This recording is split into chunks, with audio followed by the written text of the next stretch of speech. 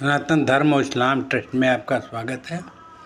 मुसलमान कहता है कि हम वंदे मातरम नहीं कहेंगे, तो मैं उनसे कहना चाहता हूँ कि बकर के 136वें आयत में लिखा हुआ है, हे मुसलमानों सबसे बता दो, हम तो यकीन लाए हैं अल्लाह पर जो मुझ पर उतारी गई है, उस पर भी यकीन करते हैं जो इब्राहिम, इस्माइल, इसहाक और याकूब की संतानों पर उतारी गई है, और उस पर भी जो मूसा और ईसा की किताब में मिला है।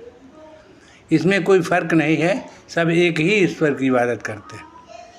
अब देखिए यहाँ पर मुसलमान क्या कहता है। मुसलमान खुद ही कहता है कि मेरे पर कुरान उतारी गई तो उसमें लिखा है अल्लाह की इबादत करो, और इब्राहिम, इस्माइल, इसहाक और याकूब की संतानों पर उतारी गई, माने वो 33 करोड़ देवता को मानते हैं तो वे देवता की इबादत करते हैं। और ईसा और मूसा की जो किताब मिली है, माने अल्लाह जिसको गॉड कहते हैं, वो गॉड को मानते हैं, वो भी ठीक कह रहे हैं। इस प्रकार देखा जाए तो लिखा हुआ है कि इसमें किसी तरह का कोई फ़र्क नहीं है, सब एक ही की इबादत करते हैं। यदि हिंदू जो है 33 करोड़ देवता को मानता है तो वह एक ही की इबादत करता है। मानता तो सबको है, लेकिन इबादत एक ही की होती है, वह होता है ईश्वर का। लेकिन वो 33 करोड़ देवता को मानता है, तो जब कुरान कह रहा है कि तुम अल्लाह को मानते हो तो वही ईश्वर है।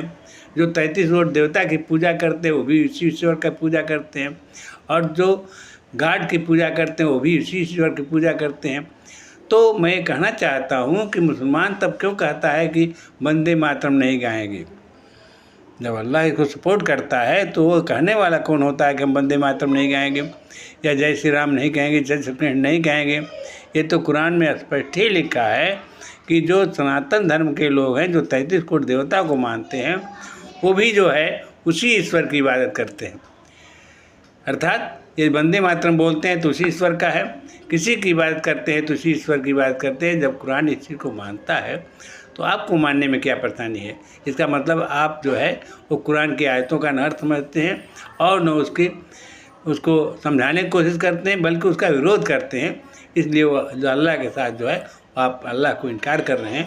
इसलिए आपसे मेरे कहना है कि वंदे मातरम कहने में किसी मुसलमान को किसी तरह का इतराज़ नहीं होना चाहिए। यदि होता है तो समझे कि वो अल्लाह के आयतों का इनकार करता है। इस शब्दों के साथ मैं कहना चाहता हूँ कि आप लोग भी इसको समझें, और समझने के बाद अल्लाह की इबादत जो है वो सर्वश्रेष्ठ है, और उसमें सारे 33 करोड़ देवताओं की भी जो इबादत होती है वो भी सही है। इसलिए इसमें कोई भेद नहीं है।